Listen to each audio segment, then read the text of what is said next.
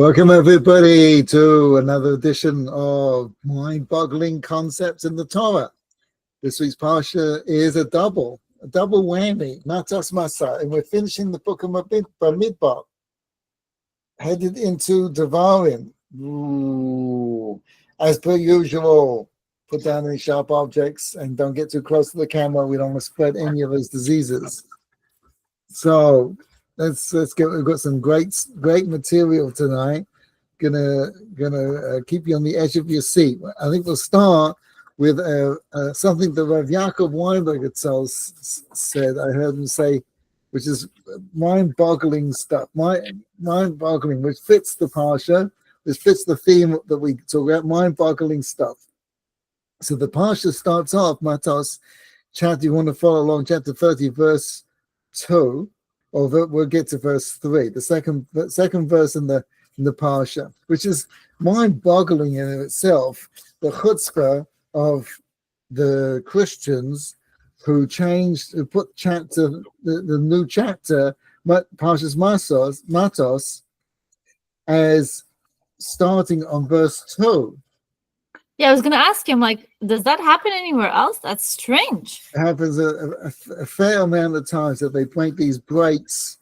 Sometimes it's arbitrary. Sometimes a lot of times it's thematic, so it fits. And then sometimes there's a fourth time, it's just ignorance. And then sometimes it's to emphasize a Christian theme. So if they want to make Christianity look a little bit more legitimate, they will make a chapter to emphasize something that either makes the Jews look bad or promotes their philosophy. I don't know why they have to work so hard to make the Jews bad. I mean, the Torah doesn't exactly, give us that much of a break. Yeah, it's true. Right. So what they'll do is they'll emphasize it, right, by bringing the beginning of a chapter and things like that. But whereas the Torah, why do we keep their versioning? Yeah, that's a bit. I've always had that question. Rabbi Yaakov Weinberg, he said because they controlled the printing presses, so all the commentaries since then use their Bibles, and so the reference points that we have are chapters and verses that from this system. So that's what he says. I have no idea.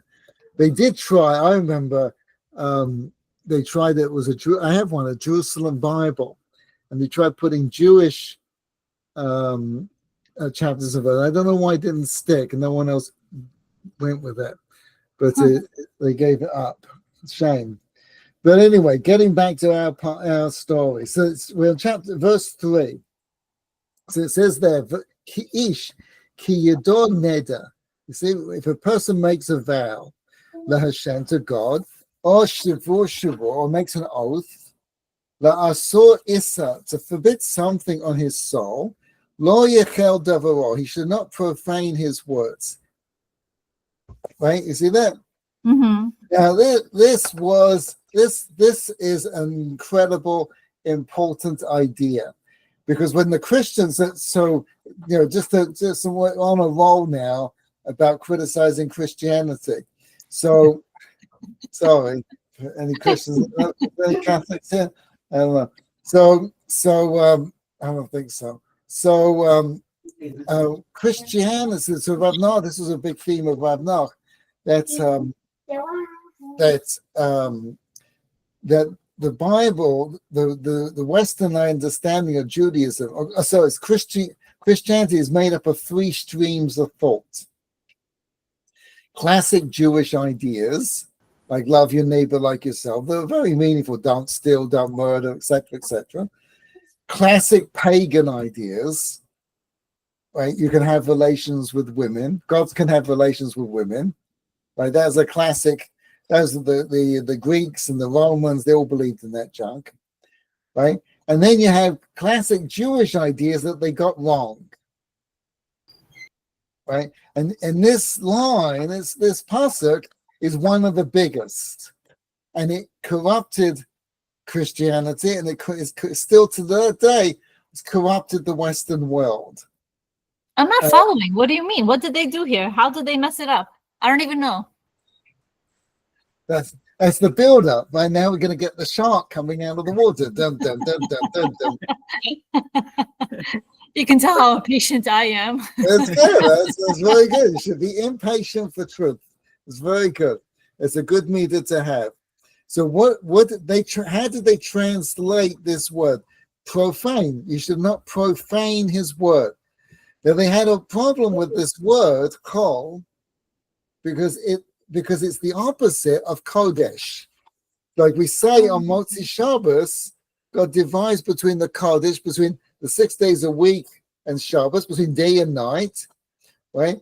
And between kodesh and chol, right? So kodesh translates as holy. Okay, that's a little bit of a terrible translation, but it's in the ballpark, a big ballpark. And chol, they translate as profane. So therefore, what did it do? It put the whole Western world thinking into that you are either kadosh, you're either doing something that's holy, or you're doing something that's profane. Yeah, that's a huge difference. Huge. That's a huge difference, right? So it destroys the Western world because you give no room for anybody. In other words, what's your choice? Go be a monk. I mean, I remember as a little boy in England that this had affected Judaism. I mean, we were not Orthodox, but you could feel it that maybe the Orthodox didn't feel. I think it pervades everything today. That you could feel it that really what you should be as a rabbi, what you should really be is a priest. You should really be dedicated to God, or you're going to burn it in the other place. Right? There's no middle ground. There's no and see, once you're already burning, excuse the description here, but once you're already in the hot place, right? Then you might as well enjoy yourself. Right? If you're gonna fry, in other words, once you're profane, and that's the problem the Western world had. And now you see how they got guilt and they've got resentment and they've got all the other junk of the psychosis that goes part and parcel with this problem. And so now they battle, which you didn't have in the Middle Eastern countries, didn't have these kind of problems. Now you got this whole battle of making everything permissible, right? The whole transgender issue is because of this.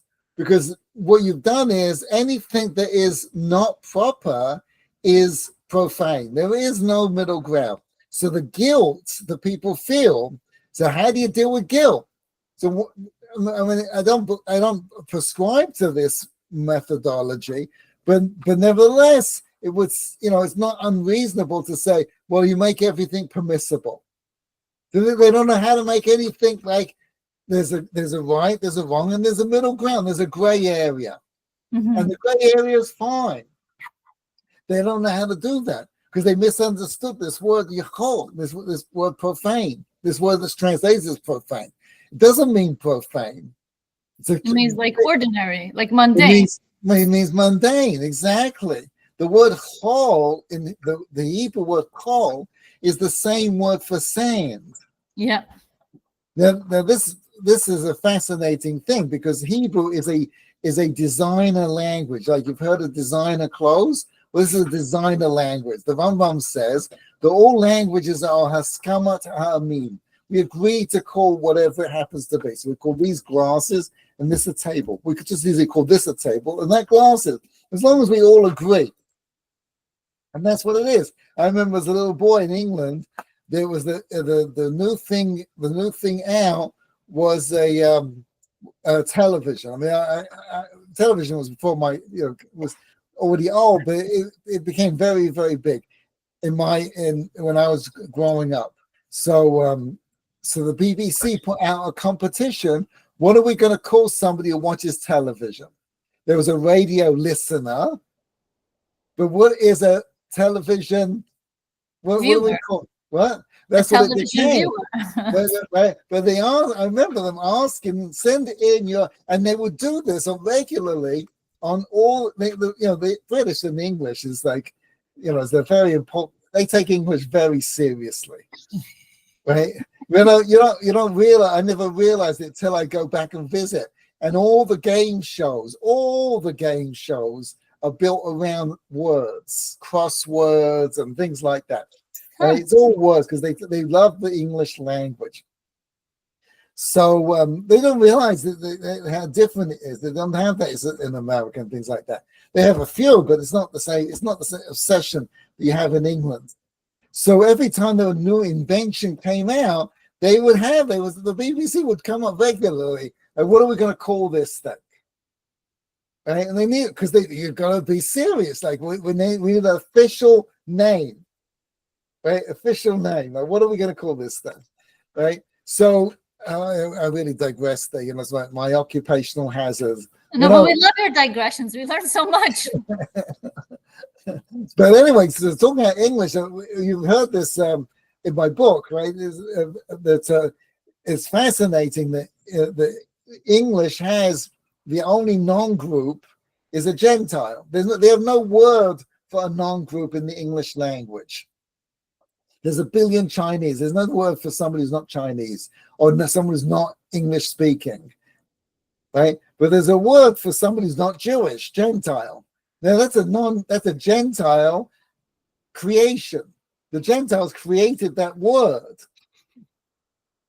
right? Because even though the Chinese talk about other people, and even though the Muslims talk about other people, and even though the Christians talk about other people, nevertheless, there isn't a word in the English language for someone who's not Christian, not Muslim, not Chinese. But there is a word for somebody who's not Jewish, Gentile, which means that the English speakers think about, view humanity, you're either Jewish or you're a Gentile. That's how they think about it. They never admit it, though. I don't know if they would never admit it. Jews would never admit it. Jews because we don't want to be separate. We don't want to be separate. Right. They want to think. Jews want to think that it's all one big happy family. They don't like it. But anyway, we're really going off the tracks here, right? So what does this word chol mean? So chol does not. So there's kadosh, right? And it's not profane, meaning lower or I don't know how you translate profane. Yeah, I was now wondering. I know it has a negative connotation, but I'm like wondering what exactly does it mean, because now I don't know. Oh, you're looking? Yeah, look it up. What is the definition of profane?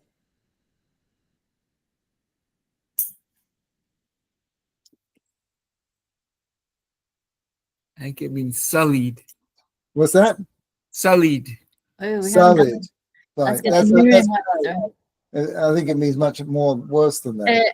It's an adjective, first off. It's marked by contempt or irreverence for what is sacred, non-religious in subject matter, form, or use, secular, not admitted into a body of secret knowledge or ritual, uninitiated. Let's see what Merriam-Webster says.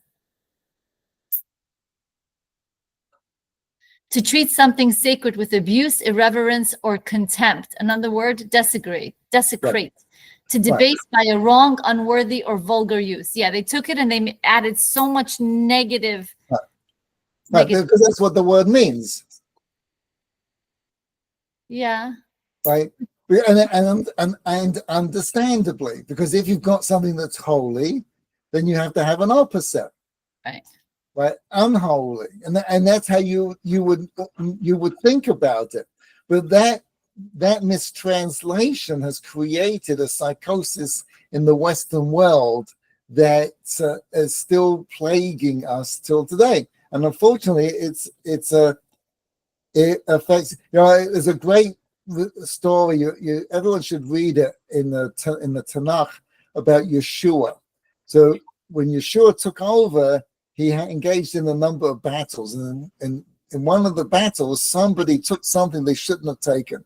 And the next battle afterwards, Battle of Ai, the next battle afterwards, they lost. Some people died, and Yeshua was like totally distraught. And he eventually found out. Long story, found out who did it. And he said to the guy, do tshuva, repent your sins, etc., etc. And the way he talks about it is though. There's like, you did something wrong. Don't worry about it. you know, you're going to have to pay for it, but, you know, I still love you. The way you read about it, and you read the whole of Tanakh like this, there isn't this You're evil. You're nuts. Right. Whoa. It just doesn't work like that because it isn't true. So Christianity has created this mindset. The trouble is, in the Western world, they think this is normal. They can't see that there's any other way of thinking about it. They might not say it. They might not talk about it. I'm not talking about religious people. I'm talking about very secular, non-religious, anti-religious, maybe even atheistic people. Think in terms of, and because they think in terms of like you're either doing the right thing and you're a good, strong, decent person, or you're the scum of the earth. There's no in between. So because they think of it, it creates all kinds of guilt. People don't want to admit they're wrong. It's all kinds of psychosis. It creates all kinds of problems in life. So what does it really mean? So it means that the world is divided between what is kodesh, right? Then that word's going to take a little bit of understanding, and maybe we'll cover that. But for the moment, kodesh, which is translated as holy, and what, as you said, right, non-holy. It's not negative. It's just nothing. It's not bad. It's not good. It's a nothing, right? It's like sand. Oh, so I was talking about languages. So languages are haskama ha'amin, and that's why every language, and English is one of the worst, has so many words to it, because you come up with a new thing and you need a new word, right? And you just keep adding and adding and adding and adding to the words, right? So Hebrew is not like that at all. Hebrew has maybe 300 words, maybe. But it's conjugated in all different variations to express different ideas, because there are only approximately 300 concepts of existence. Everything boils down to 300 concepts. I think it's less than that, but I don't know how many Hebrew words there are, because it's not that easy to figure it out. You look at a dictionary, just count the number of words. No, because many of the words are conjugations from other words. There's lots of great examples of this. Like, for instance, the word shalom, which everyone knows means peace. It also means to pay a bill. Because if peace means to be whole, shalem is also to be whole, right? To be all together, right? To not miss anything. And if you haven't paid the bill, there's something missing. Right, so this every Hebrew word has a concept that can be used in many, many different ways, right? So getting back, so chol means, it doesn't mean profane. It means that it has no special, there's no specialness to it. It's just a regular thing, right? Like sand. Sand has no intrinsic value. It's just what you do with it. You can use it to keep the sea at bay. You can use it to make glass. You can use it silicone chips. You can use it, but it doesn't have any value. You can't plant it. Well, you can a little bit, but it hasn't got a very high intrinsic value, right? So that's this world, right? It's either holy or it's just regular. And our job is to take the regular and turn it into the whole, and turn it into the kodesh, and turn it into something meaningful. Now, this word kodesh has also run into tremendous abuse. Now, even though it's closer than chol, but nevertheless, the non-Jewish world does not understand what kodesh means. And to understand that, I like it. There's a great story in Tanakh about Hannah. Hannah is praying in the Mishkan, the forerunner to the base of Mikdash, the temple, and Eli comes up to her and says, "You shouldn't be here. You shouldn't pray. You shouldn't be in the base of Mikdash, in the temple, when you're drunk." So why did he? So Rav Noach's father asked the question: why would he think she's drunk? Because she was whispering. It's very interesting. We learn how to pray from Hannah, because we whisper when we say the Shemona Esrei. We don't. It's called the silent prayer because we whisper. It isn't completely silent. That's another great misnomer. but it is quiet. It's like a library. Okay, you're talking a library. So she learned how to. She taught us how to pray like that. But so Noah's father asked the question: Why do you think she's drunk? Just because she's whispering? Because you can't jump out of a plane 20,000 feet up off the ground and not scream. You got a roller coaster, especially one of these ridiculous, crazy ones, where everyone's screaming, because you can't have a thrill without scream. So connecting with God is the great thrill. The point of life is to achieve that thrill. When we say a bracha on a mitzvah, we say Asher Kitshanu. What are we saying? That every mitzvah should give us an experience, a thrill that's overwhelming. That's what mitzvahs do. That's the point of life, is to have that thrill. Everybody understands it, right? The only reason the Western world is popular is because they have great marketing, because no one's getting it. They're not. You go look at Jeff Bezos these days. He isn't having a great thrill. He was having. I'm sure if you asked him, which would you rather be, sitting on your yacht, your $200 million yacht, right, or the early days of Amazon? I'm sure he would say the early days of Amazon. That was the thrill. That was the exciting stuff of life. Right? That's what life is all about. That's what we should be. That's how we should be living, with this thrill. Now, it's not ultimately what life is about, because it was just thrill because of the danger and the pressure. But it's a taste of more what life is about than what he's got at the moment. So we should be, every mitzvah should give us that experience, right? So that's our job, is to take the regular, normal sayings, the regular parts of life, and turn it into a meaningful experience. So, for instance, a cow is not holy, despite what they tell you in India, right? You take a cow and you kill it in the proper way, and you take its skin and you dye it and you tan it and you bleach it, etc., etc., etc., and you turn it into hide, and you turn it into cloth, you turn it into parchment, right? And you write a Sefer Torah on it. Now it's holy. Now it's kadosh, right? You have to treat it properly. You can't. There's things you can't put things on top of it. It has an extra special reality to it. It bends existence. There's a whole new reality going on. You turn something that's chol into something that's kadosh. Right, you follow? So everything in life is chol, and our job is to turn it into kadosh. Right, you got it? Mm-hmm. There's one thing that's the opposite. It's kodesh and you turn it into chol? That's right. What's kodesh and you turn it into chol? Shabbat into Motzi Shabbat. I like that. That's creative thinking. No, we don't turn it into chol. It becomes chol. Our words. Our words. Right, very good. I feel like you've taught this to us. Yeah. Oh, very good. Way to go, Zita. Right, very good. That's this week's Parsha. Don't make your words chol.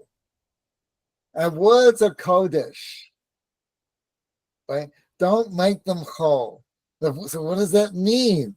So you see, the evolutionists and the atheists and everybody, they think speech is just Twitter, right? As in the app. Right? They think it's just sound like animals make. It isn't.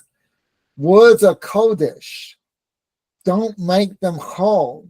What does it mean they're kodesh? So kodesh means it connects you with a greater meaning and purpose. Right? Lo tov is not good that a man be alone, that human beings be alone. How do we connect? Words, speech. That's how we connect. Right? All the people you're close to, you're only able to connect with them because of their words and your words. because you That's understand. only, but that's only if you haven't abused that function. In That's other exactly words, the point. if Right. if you've used your words in such a way that people can't trust you, then That's exactly the point. That's what the pasuk's coming to tell you. In other words, your words are holy. They achieve an incredible purpose. When you're talking to your children or friends or your spouse or cousins or sisters or brothers or neighbors or whatever it happens to be, you connect with them. Your body and their body join. Somehow we become a unit. I connect with them. I feel their space. I feel part of them. They feel part of me. It's a family. It's friendship. It's a country. But it's all through words. Words are able to do this. Words are incredibly powerful, potent experience. And as you point out, when it's abused, the Torah, interestingly, uses this expression abuse, right? And one of the things that is abusive, which is called ona in Hebrew, in the Torah, is words. You can abuse somebody with words. onus Right? devarim. Onus devarim, right? The Talmud comes along and says, how do you abuse somebody with words? Right? What do you do? Right? You know, one of my favorite jokes, we go to the doctor and the doctor says, so got some really bad news. He says, well, can I get a second opinion? He says, sure, you're ugly too. I remember that one. So anyway, how do you abuse somebody with words? So he gives a very good example. Let's suppose you go to the store and you buy these glasses, right? And you really like these. This tie is a better example. Right? You buy this tie, right? And you see your friend, says, wow, that's a really nice tie. Thank you very much. Right? I just bought it in Macy's for $35, right? 2 weeks ago. Uh-huh. Really? Because I just saw it on sale for $25. Ouch! Ouch! Ouch! Right? That's abuse. And when we were first married, we bought China. We got married in Israel. I'm from England, so we went to England, and then we went to LA to visit my wife's family, and then we were planning to move back to Israel. So we thought, well, we're in England, what can we buy? Get some wedding money. What can we buy? We can use for the rest of our lives, right? So unfortunately, even then, England didn't make very much that you'd want to buy. So finally, right? So finally, we settled on China, right? It turns out, right, in those days, you could carry the China on the plane. We took it on the plane. Right? Wow. This is 35 years ago, right? We get to LA, where they offer us a job. We stayed there for 5 years. And we had the China. Every Thanksgiving, there was a store, the equivalent of Macy's, it's called Hex in those days. It's basically Macy's, but with a different name. Every Thanksgiving, they had our China on sale, cheaper than I bought it in England. It was a loss leader.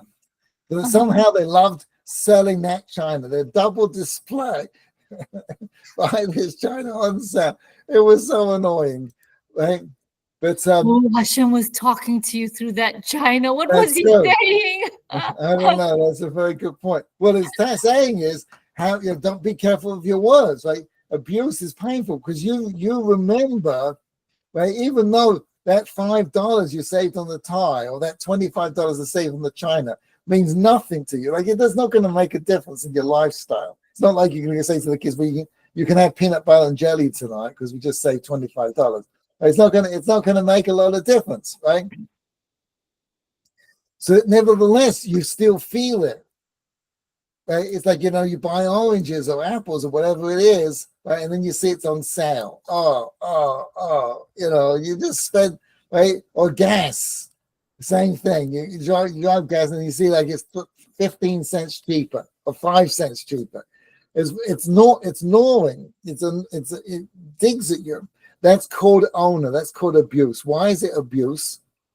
Because the Talmud says that one of the things that is God's, like we make business, we we make cakes, we build houses, etc. But one of the things is God is money.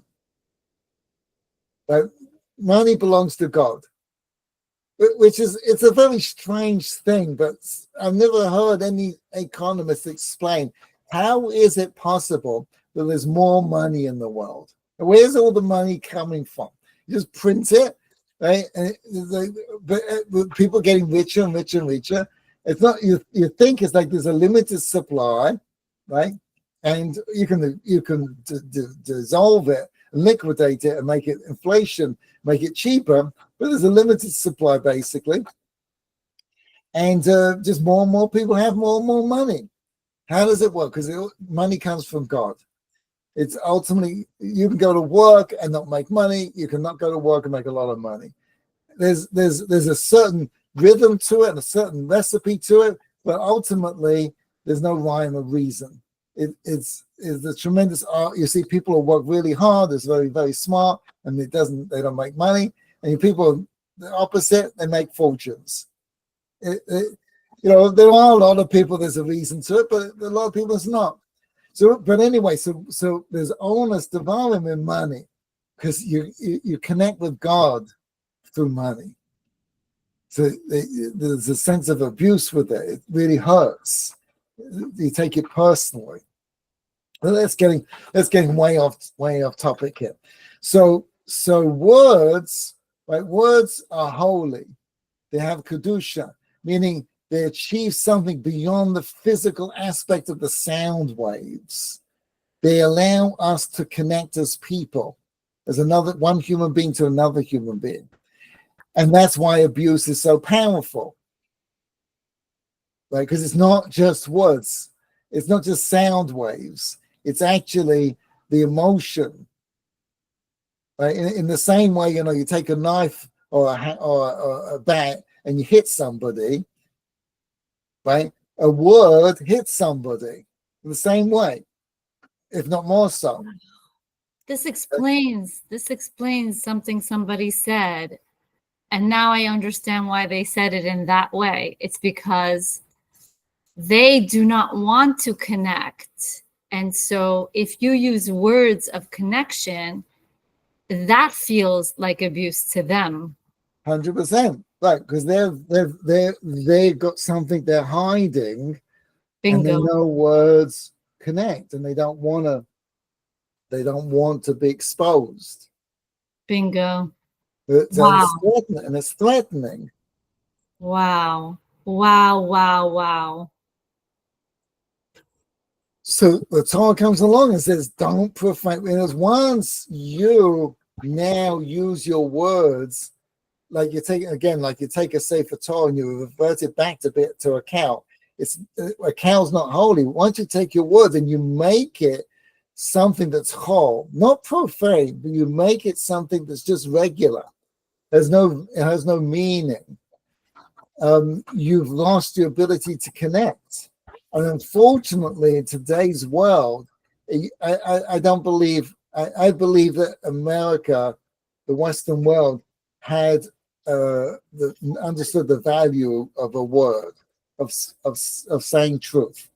I don't think, it's very weak today. It's very weak. There are people who their word means something, what they say means something, but we've gone a long way down. So when your words don't mean anything, you lose your ability to connect with other people, and you lose your ability to find yourself. So when you say something... I'm sorry, Rabbi Baars. Could you repeat that? What's that? If you lose the ability to connect to others, you lose yourself? Is that what you said? You lose your ability to find yourself. Oh, to find yourself, because you can't hear what other people say since you don't allow them to connect to you via words. You don't listen to their words, so you can't see yourself. 100%. You don't know what you're saying. Yeah. You don't know what you mean when you say something. The words don't mean anything. You don't know what you value, what's important to you. I mean, you just see it with so many people. They have no anchor. They don't know where they are. They're just floating around. So what about people that use words to demonize others and to present others as evil? Even though, look, you know what? Nobody's perfect. People make lots of mistakes. People have passionate natures and get a little ahead of themselves. What would you say of such a person who uses words to get others to attack also? Well, you see that perfectly describes anti-Semitism. Why is, I mean, and you see it in the negative. Hatred. Yeah, it's hatred. Why is hatred? Why are these people's words so potent? Because you can rile up a whole nation by the words. Here they are, they're sitting down, having a nice cup of coffee in front of the old reruns of Seinfeld, and some guy gets on talking about, the Jews, and then all of a sudden they're angry. No one touched them, no one did anything to them, but words have this ability to transmit emotions. It's like transporting over the airwaves, and it's very interesting because it only happens if it's live. Interesting. You can't. Hitler can't. May burn in hell. Right? But Hitler can't. His speeches don't do anything to anyone. The positive of maybe the Pav sense is like a rock concert or music concert. I like classical music, right? It's not the same if it's live. Even if you're watching it on the television, right? If you're watching something that's live, you connect with it in a different way than you have the recording of it. The recording is very good. I'm not denying that it's valuable. It has a value. But when it's live, it has a very different value. I have a question, because this is a very deep topic, and I hope I'm not digressing here, but going back to how the words affect people, can it really affect somebody? Can negative speech affect somebody if they don't have any negativity within them because they've worked so hard on themselves? Oh, that's a phenomenal question. That's going way beyond my pay grade. That's a phenomenal question. Is it possible for a person to be able to say, it would seem not. It would seem not. And you see this from Moshe. Right? The humblest man in the world. I mean, he had no sense of himself, had no issues. It wasn't like hiding something or anything. But when the people would say something, it would go up a wall. Drive him up a wall. He wasn't able, he took it personally. He wasn't able, he couldn't separate himself out. And maybe that's not you're not supposed to do that because we are a family. I don't think you can do that if you're a leader. Because the moment that you do, you're no longer representing the people. That's true.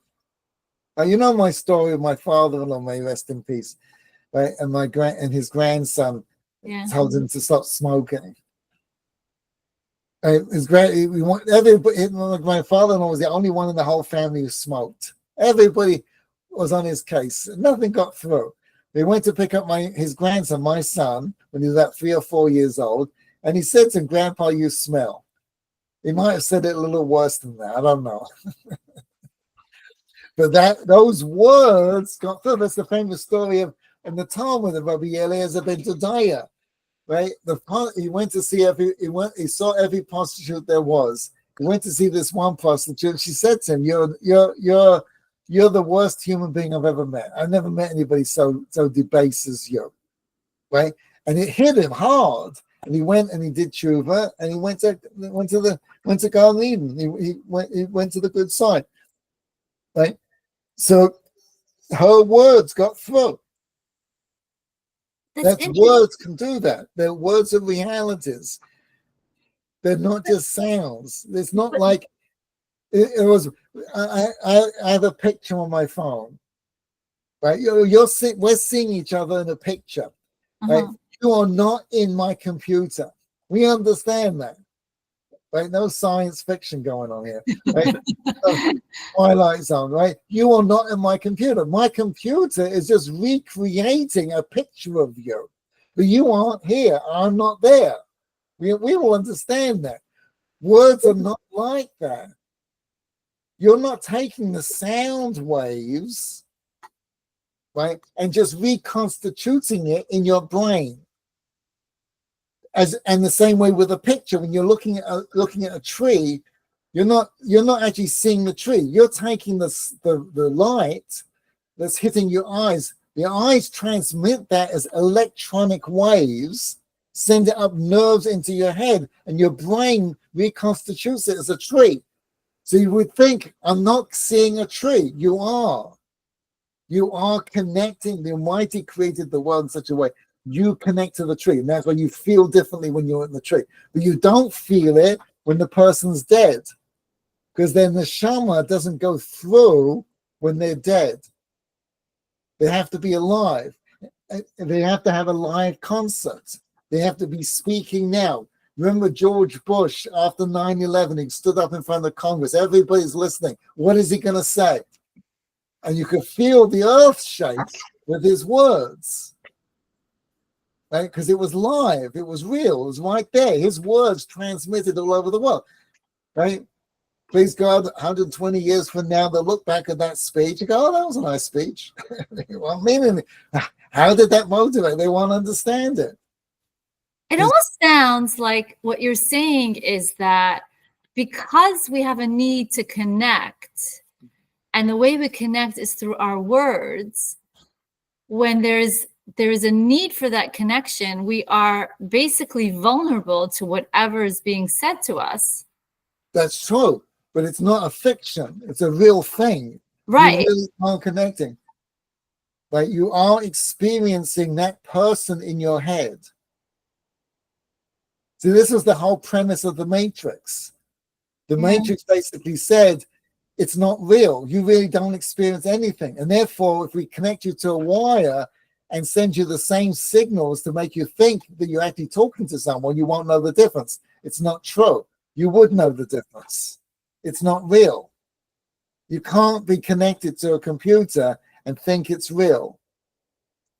It's not the same thing. It's like people play computer games. It's not the same thing as the real thing. I've heard this from people who apparently know that modern warfare today is with pilots, they're trained pilots, sitting in, they have these places all over America where they're sitting and they come dressed as pilots and they go sit in a booth and they're operating drones thousands of miles away. Right, and I've heard it said that these pilots, when they're finished, are exhausted. It's not like playing a video game, right? It's not a mind game that they prep themselves up. No, they're actually in that plane, that drone, flying wherever it's flying, and they're shooting people, and it's heavy and it's real, and they feel it. The fact that it's the same thing as davening. When we're davening, you're picturing yourself in front of the kota, or on, what you should do is on Har Baars, and you're really there. Wow. I'm understanding so many things that have been like not disturbing me, but like bothering me because like I couldn't put my finger on it, and like you're clearing everything up and it finally clicks. It clicks. Why would you do that? Why would you set up somebody else as demonizing them? It's because you really don't want a connection, because connections are frightening or whatever.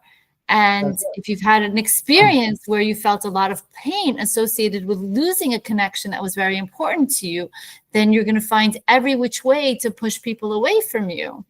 Right. It's just so fascinating. And then people who are interested in having connections tend to be very good at communicating with words. It's so fascinating. All this could be another book, Rabbi.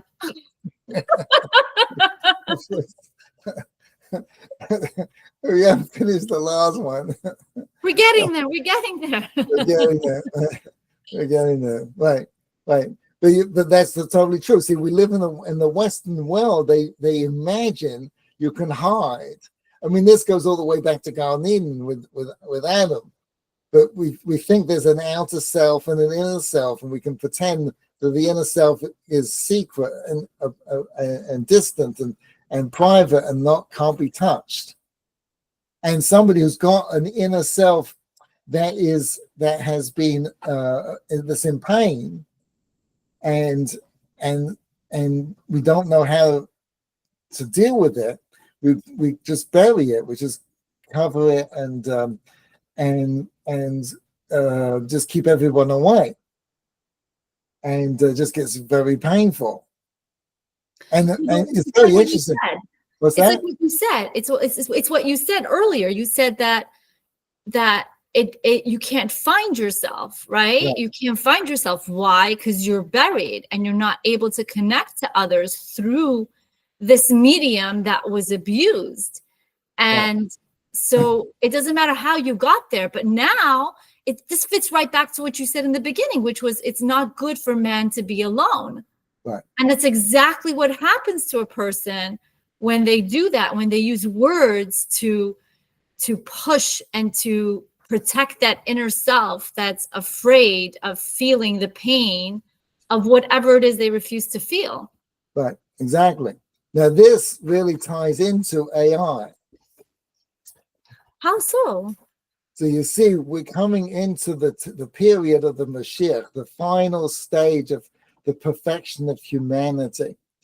And what AI is ultimately doing at an incredible pace, I mean, the changes are just mind-boggling, is what it's doing is up until the computer age, that people had jobs that were very they were automatons. Like you didn't have to think, you just had to do the job, even if it was a high-level job, an accountant or whatever it happened to be. You were just you just did the job. You didn't have to be there. I don't mean you worked remote. I mean that your mind and heart and soul wasn't in the job. Well, your mind has to be a little bit in it. Right, it has to be a little bit in it, but it's very much like you're alone. Right. What AI is doing is it's taking all those jobs away. Anything where you don't have to be creative and think and be there and be real and vulnerable, those jobs are going. Or if you've got a job like that, it's a very low-paying job. Thank God, as a parent, that job never goes away. That's exactly the point. Right, it doesn't go away because those are the kind of jobs that you can't. AI will never be able to replace. Like I use a fair amount of AI, and it has a real upper limit of how creative it can possibly be. I have to be able to put in the ideas, and I have to be able to judge whether it's meaningful or not, or we're going in the right direction. And AI can be very, very helpful, but it's no different than a car. You know, if you think about the gap between a carless society, before cars, before communications, before phones, before all these things, right? It changed the way we deal. What all AI is doing is taking another aspect of what human beings do that is the least human. And that's true for cars, that's true for phones, that's whatever you don't need the essence of what a human being is to be able to do, a machine, you can eventually get a machine to do it. And so what's forcing human beings to be is to be real. You have to be able to think and care and see and listen and talk. That's what human beings are doing. Those are the people who have futures. It's amazing. Wow. So definitely all the therapists have jobs. Right. Unfortunately, right, they are dealing with the fallout of all of this, because people are just bouncing off the walls. They can't function if the personality, depending on the extreme, who doesn't know who they are, is hidden away, locked in their own little world, and can't deal with people. They need therapy because they don't have jobs. The kind of jobs they get are not the kind of jobs they want. They don't know how to function. So the therapists, have got a lot, are very necessary. I mean, how good they are is another thing, but nevertheless, I mean, there's a lot of good therapists, but there's more bad therapists who don't know what they're doing. Yeah. But teachers, I guess, would be the other profession Right. that definitely. Right, 100%. Right, if we could bring back meaningful teaching, that would be phenomenal. Then we got a future. The Western world has a future. So far, they haven't done it. So, we'll see. All right, very good. It's a good play. I think it wasn't what I wanted to cover so much, but I'm that so was, sorry. no, it's very good. It's very So wait, good. how does it begin and end? So it begins with making vows. Let's see. How does Matos end? No, so it is making they conquer the nations, the Amorites, right? And they want to take over. The two tribes want to take over this land, and the way they describe it, it's a long thing. But there is a beginning, and it's also the beginning and end of the whole Sefer, because it ends with Masay. It's a double Parsha, so it ends with Masay, which is the journeys of the Jewish people. It's a fascinating thing. It's just a little bit of digression here, but the word Masay means the journey. There's a tribe in Africa who are semi-nomadic, who are known for their very fierce war-like character. What are they called? Pop quiz. Masay. The Masay. Right. Very good. Okay. On that, we will